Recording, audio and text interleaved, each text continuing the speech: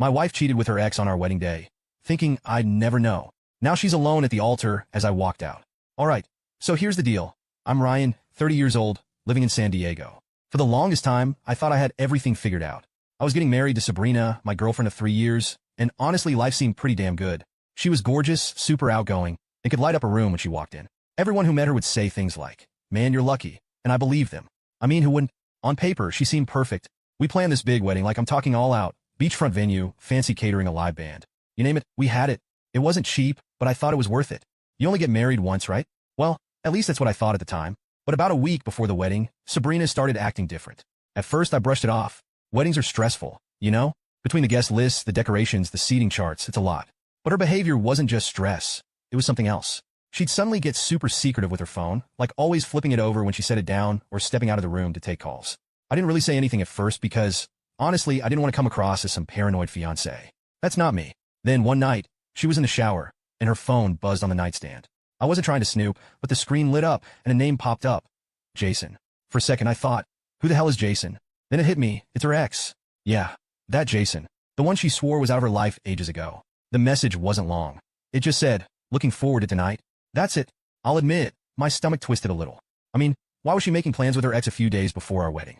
But then I told myself not to jump to conclusions. Maybe it was innocent. Maybe she was helping him out with something. Sabrina's always been the type to help people. So I decided to just ask her. Later that night, when she was out of the shower and we were getting ready for bed, I said, "Hey, so Jason texted you earlier. What's that about?" She didn't even blink. "Oh, Jason? Yeah, he's just going through some stuff. I've been checking in on him. It's no big deal." She said it so casually, like it was the most normal thing in the world. And maybe it was, but something about the way she said it didn't sit right with me. I didn't push, though. I figured I'd let it go for now. But after that, things started adding up. She'd tell me she was going to meet her maid of honor to go over wedding details, but wouldn't give me much info. She'd get super defensive if I asked too many questions, saying I was stressing her out or making things harder than they needed to be. I'll admit, I started to wonder if I was overthinking things. Like, was I being that guy? The one who turns every little thing into a big deal? I didn't want to be that guy. Still, the phone thing kept bothering me. It wasn't just Jason. She'd get a ton of texts, and every time, she'd immediately hide her phone or act like she didn't hear it. One time, I even joked, "What, you got a secret admirer or something?" She just laughed it off, but the way she avoided eye contact? Yeah, that stuck with me. Then came the night that really kicked things up a notch. Sabrina told me she was meeting her maid of honor, Grace, at a cafe to finalize some wedding stuff. It sounded normal enough, and I didn't think twice about it. I stayed home, watched some TV, and was just about to crash when my best man Eric called. "Yo, Ryan, are you busy?" he asked, sounding kind of hesitant. "No, what's up?" I replied, a little confused. He paused for a second. "Look, man, I don't know if I should say anything, but I'm at your man bar right now, and I just saw Sabrina here." "Okay," I said, not really understanding the problem. "She's not with Grace," Eric said slowly. "She's with some guy, and I'm pretty sure it's Jason." That caught my attention. "Jason? Like, her ex-Jason?" "Yeah, man. They're sitting in a booth in the corner. It doesn't look like they're talking about centerpieces, if you know what I mean." For a moment, I didn't even know what to say. Sabrina was out with her ex at a bar when she told me she was meeting her friend? What the hell was going on? Eric must have sensed my silence because he added, "I'm sorry, dude. I thought you should know. I can send you a picture if you want." I told him to send it, and when it came through, my heart dropped. There she was sitting way too close to Jason, her hand on his arm, laughing like they didn't have a care in the world. I thanked Eric and hung up.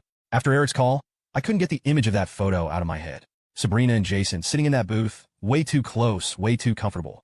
She wasn't just meeting up with an old friend. It looked intimate, and we both knew it. I stayed up half the night trying to figure out what the hell to do. Part of me wanted to storm down to the bar right then, but I knew that wasn't the move. I needed to see this for what it was and not let my emotions take over. The next day, Sabrina acted like nothing had happened. She was cheerful, humming some song while making coffee in the kitchen like she wasn't out cozying up to her ex the night before. "Morning, babe," she said with that same bright smile that used to make me melt. Now it just made me question everything. I played along. "Morning. How was your meeting with Grace?" She didn't even hesitate. "Oh, it was great. We went over some last-minute stuff for the seating chart. She's such a lifesaver, honestly." She sipped her coffee and started scrolling on her phone like it was just another day. It hit me then, she was a damn good liar. The way she spoke, the way she moved, it was all so natural, so confident. If Eric hadn't called me, I would have bought every word. That pissed me off more than anything. I didn't press her right then. I wanted to see how far she'd take the lie.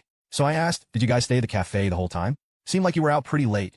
"Oh yeah," she said casually. "We stayed there for a while, and then I dropped her off at her place. It was just a long night." "A long night, huh?"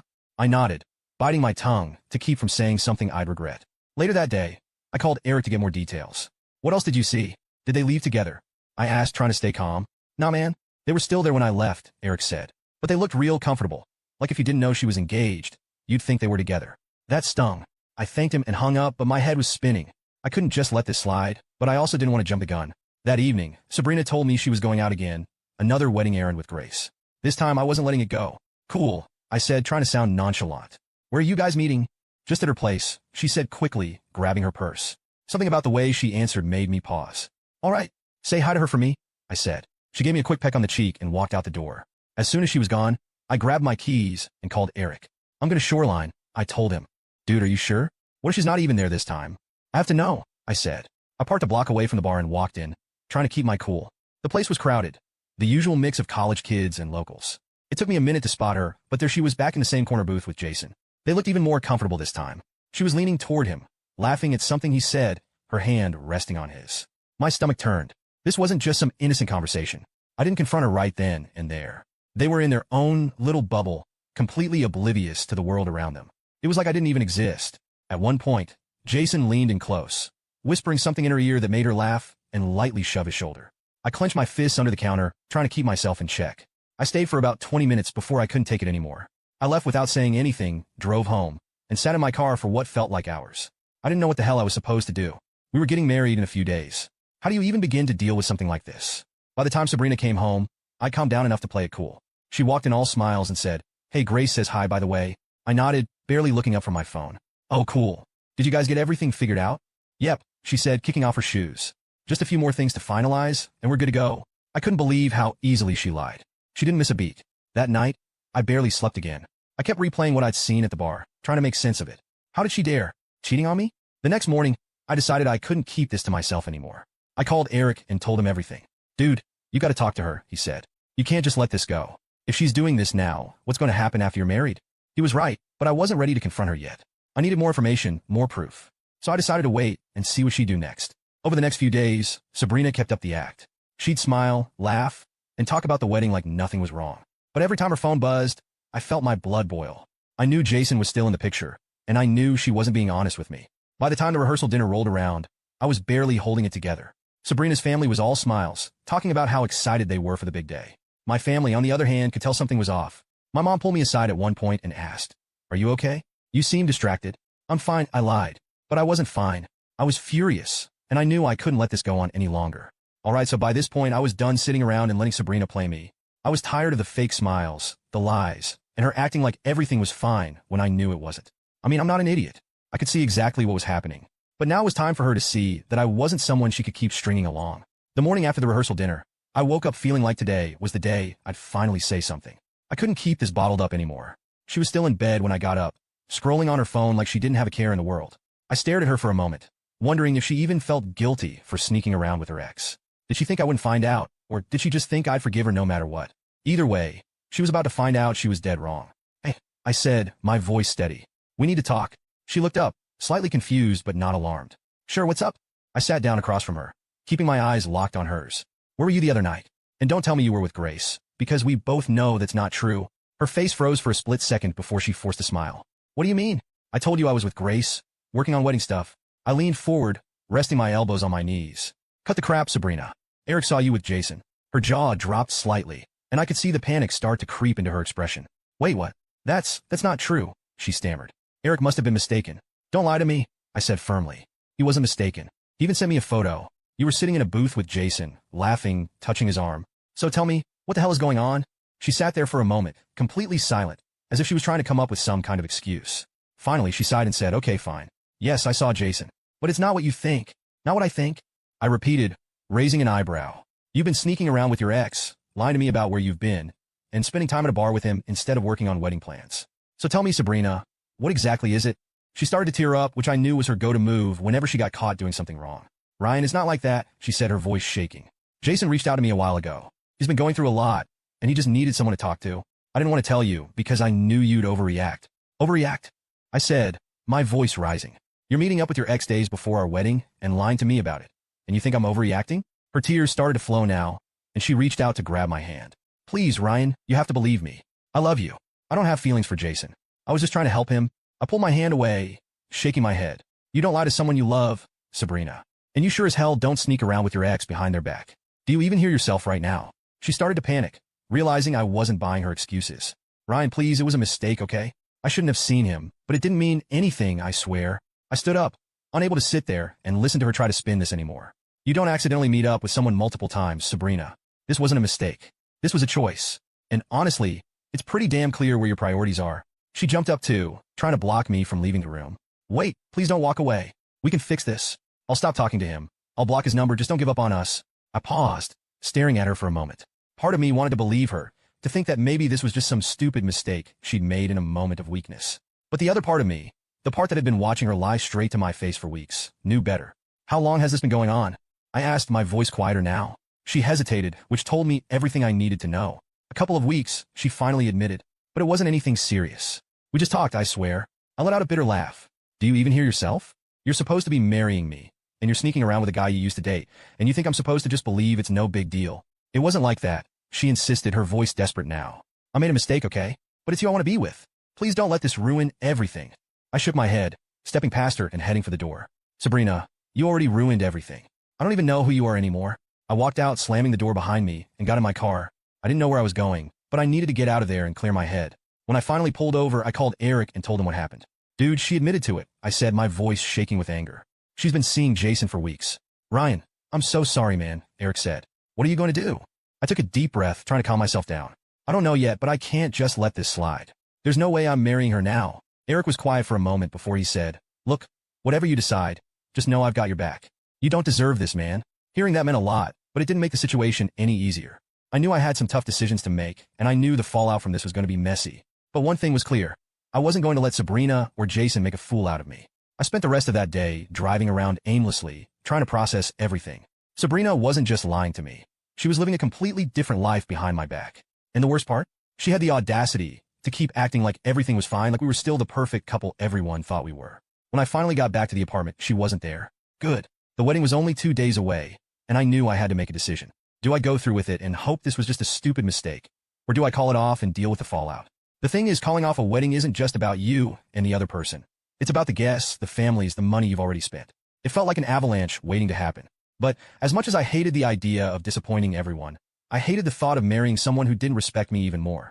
That night, Sabrina came home late, as usual. I was sitting on the couch, staring at the blank TV screen when she walked in. She looked surprised to see me there. Hey, she said, forcing a smile. You're up late? Yeah, I said, not looking at her. Couldn't sleep? She paused, probably sensing the tension in the room. Listen, about earlier, she started, but I cut her off. Save it, Sabrina. I don't want to hear it right now. My voice was calm, but firm. I wasn't in the mood for another round of her excuses. She stood there for a moment, then sighed and walked into the bedroom. I stayed on the couch, staring into the darkness, trying to figure out how the person I thought I was going to spend my life with turned out to be such a liar. It wasn't even just about Jason anymore. It was about trust. And once that's gone, what's left? The next morning, Sabrina acted like nothing had happened. She came out of the bedroom already dressed and ready to tackle another day of wedding errands. She poured herself a cup of coffee and started scrolling on her phone, completely ignoring the elephant in the room. So, what's the plan for today? I asked, trying to sound casual. I wanted to see if she'd even bother to tell me the truth. She looked up, startled. Just some last-minute stuff with Grace, she said quickly. We're going to pick up the centerpieces and make sure the venue is set up the way we want it. I nodded, playing along. Sounds important. Need any help? She laughed nervously. No, we got it covered. You just relax and get ready for the big day. She gave me a quick peck on the cheek before grabbing her bag and heading out the door.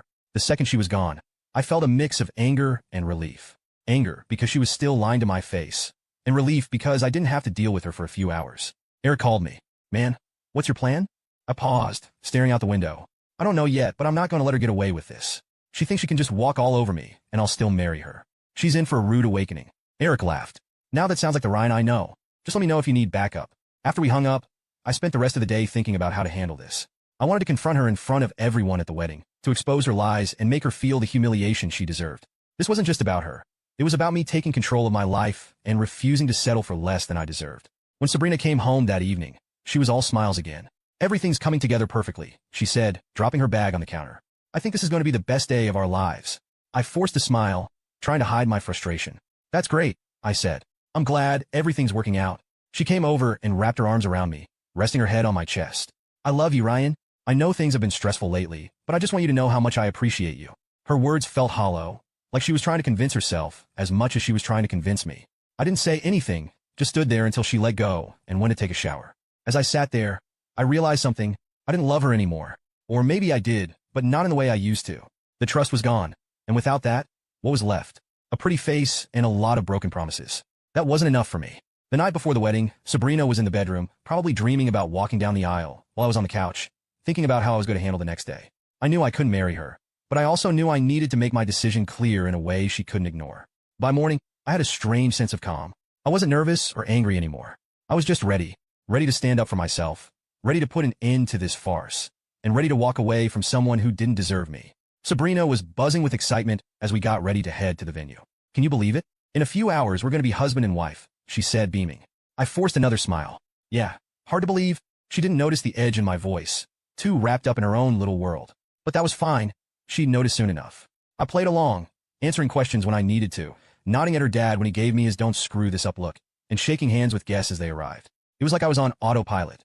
Inside, I was just waiting for the right moment. When I walked into the ceremony area, the setup was breathtaking. White chairs lined up in perfect rows, flowers everywhere, and the ocean as the backdrop. It looked like something straight out of a magazine. It should have felt special, but all I could think was, how much of this money did I just waste? Guests were slowly filing in, chatting and laughing, oblivious to the disaster brewing.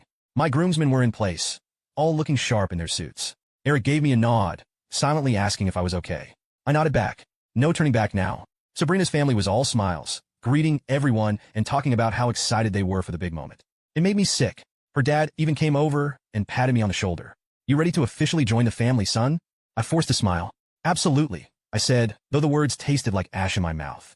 The music started, and everyone took their seats. Sabrina's bridesmaids made their way down the aisle, looking like they were in some romantic movie. I barely noticed them. I was too focused on what I was about to do. My heart wasn't racing. My hands weren't shaking. I was steady, ready. Then the music shifted to the classic wedding march, and everyone stood. Sabrina appeared at the end of the aisle, her arm hooked around her dad's. All I could see was a liar, a manipulator, someone who had no problem sneaking around with her ex while I was at home planning our future. It was like her appearance was a mask, hiding the person I now knew her to be. She finally made it to the altar, standing across from me with that big, radiant smile. Her dad gave me a firm handshake and whispered, "Take good care of her." I just nodded, too focused on what was about to happen. The officiant began his opening remarks, talking about love, commitment, and the sanctity of marriage. I'd barely heard a word. I was waiting for my moment. He turned to me and asked the first question. Ryan, do you take Sabrina to be your lawfully wedded wife? I took a deep breath, looking Sabrina directly in the eye. Her smile faltered slightly as she noticed the look on my face. I'm sorry, I said, loud enough for everyone to hear, but I can't do this. The crowd gasped.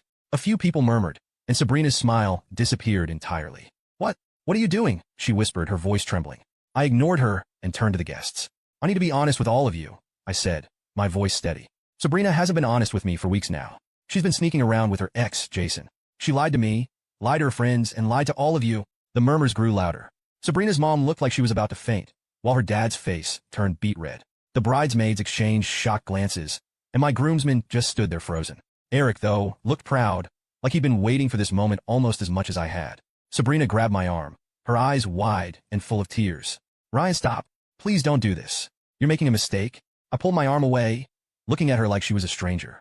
No, Sabrina, you made the mistake. You made it the moment you decided to see Jason behind my back. You made it every time you lied to my face. I deserve better than this. She started crying, full-on sobbing now, but I wasn't moved. The crowd was dead silent, all eyes on us. It was like they couldn't believe what they were seeing. Ryan, please, she begged, her voice breaking. I love you. I'll fix this. Just don't leave me. I shook my head. Love isn't sneaking around with your ex. Love isn't lying to the person you're supposed to spend your life with. If this is what you call love, I don't want it. She tried to grab my arm again, but I stepped back. You can cry all you want, Sabrina, but this is over. I'm done. I turned to the officiant, who looked like he wanted to disappear. Sorry for wasting your time, I said before walking down the aisle past the stunned crowd. I didn't look back. I didn't need to. The damage was done. As I walked out of the venue, I felt a strange sense of relief. Sure, I was leaving behind a mess, a really expensive mess, but it was worth it. I dodged a bullet, and I knew it. If she was willing to lie to me before we even got married, what would she do after? Back in my car, I sat for a moment, taking it all in. My phone was blowing up with texts and calls, Sabrina, her mom, even a couple of her bridesmaids. But I ignored them. I didn't owe anyone an explanation. I'd said my piece. Eric was the first one to call, and I actually answered. Dude, that was badass, he said, laughing. You okay? Yeah, I said, finally allowing myself to smile. Better than I've been in weeks. You want me to grab some drinks and come over? I think you've earned it. Yeah, man. I'll see you in a bit. As I drove away from the venue, I felt lighter, like a weight had been lifted off my shoulders. Sure, I'd just blown up what was supposed to be the happiest day of my life, but it was better than living a lie. Sabrina would have to deal with the consequences of her actions, and I'd get to start fresh knowing I made the right choice. When I got home, Eric showed up about 20 minutes later, a six-pack in hand. "Man," he said, walking through the door, "that was insane. You really pulled the plug in front of everyone." "Huh." I nodded, slumping onto the couch. "Had to. She left me no choice." Eric cracked open a can and handed it to me. You should have seen their faces. Her dad looked like he was about to charge the altar, and her bridesmaids? They were whispering to each other the whole time, like it was a reality show. I smirked. "Good. Let them talk. She earned it." The voicemails were exactly what I expected. Sabrina's voice was shaky and desperate, alternating between apologies and excuses. "Ryan, please call me back. We can fix this. I know I messed up, but we can work through it." Her mom's message was more aggressive. "Ryan, how dare you humiliate my daughter like that? You couldn't have handled this in private? You owe her an apology." I rolled my eyes and deleted the messages without even finishing them. I didn't owe anyone an apology. If anything, Sabrina owed me one for wasting my time, for lying, for thinking she could get away with it. A few days passed, and the fallout started spreading. Word got around quickly, especially after Eric shared the photo he took of Sabrina and Jason at the bar with a few mutual friends. I didn't ask him to, but I wasn't mad about it either. People deserved to know the truth, especially after Sabrina's mom started spinning the story like I was the bad guy. Apparently, Sabrina's version of events was that I'd snapped under wedding pressure and left her at the altar because I couldn't handle the stress. That didn't sit well with me, but I didn't have to say much to set the record straight. The photo of her and Jason said it all. Once people saw that, her excuse fell apart. One of her bridesmaids, Lauren, even reached out to me. "Ryan, I'm so sorry," she said over the phone. "I had no idea she was doing that to you. If I'd known, I would have said something."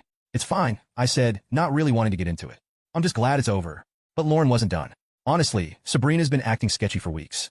Grace and I noticed she'd disappear a lot during wedding stuff, but she'd always say it was just personal errands. I feel bad now for not questioning it." "Don't. It's not your fault," I said, and I meant it. I wasn't going to waste time being mad at anyone but Sabrina. As for Jason, well, his involvement didn't last long. Apparently, after the wedding disaster, Sabrina tried to lean on him for support. Big surprise, he wasn't interested. He'd been all smiles and charm when they were sneaking around behind my back, but the moment things got real, he ghosted her. A mutual friend told me he blocked her on social media and stopped answering her calls. Classy guy. Sabrina tried reaching out to me again, this time through texts. Her messages were full of emotions, apologies, accusations, and desperate pleas. One text would say, "I'm so sorry, Ryan. I know I messed up, but I love you, and I want to make this right." The next would say, "You're being so unfair. Everyone thinks I'm a monster now because of you." I ignored every single one. What was the point? She wasn't sorry for what she did. She was sorry she got caught. Big difference. A week after the wedding, she showed up at my apartment unannounced. I wasn't surprised. It felt like something she'd do. I opened the door, and there she was looking like a mess. Her hair was tied back in a sloppy bun, and her eyes were puffy, like she'd been crying for hours. "Ryan, please," she said, her voice barely above a whisper. "Can we talk?" I leaned against the doorframe, crossing my arms. "What do you want, Sabrina?" She hesitated, like she wasn't sure how to start. I just wanted to say I'm sorry. I know I hurt you. I know I screwed up, but I want to fix this." I stared at her, not saying anything. Let her squirm a little. "I'll do whatever it takes," she continued, her voice breaking. "I'll block Jason. I'll go to therapy. I'll do anything. Just give me another chance." I shook my head slowly. "Sabrina, you don't get it, do you? This isn't about blocking Jason or going to therapy. It's about trust, and you destroyed that. There's no coming back from this." She stood there silently, her tears falling harder. I felt a small pang of pity for her, but it wasn't enough to change my mind. "Go home, Sabrina," I said, stepping back into the apartment. "And don't come back." Before she could say anything else, I closed the door and locked it. As the weeks went on, Sabrina's attempts to contact me slowed down. Eventually, they stopped altogether. Word got around about what happened, and people started distancing themselves from her. Even her closest friends started to see her for who she really was. Looking back, I don't regret a thing. Walking away from Sabrina was the best decision I ever made. She showed me exactly who she was, and I believed her. If there's one thing I've learned, it's that you should never settle for less than you deserve. Life's too short for that. And Sabrina? Well, last I heard, she's still single. Jason didn't stick around, and her friends don't trust her anymore. I guess she's got plenty of time now to think about the choices she made. Me? I'm just glad I walked away. Best decision of my life.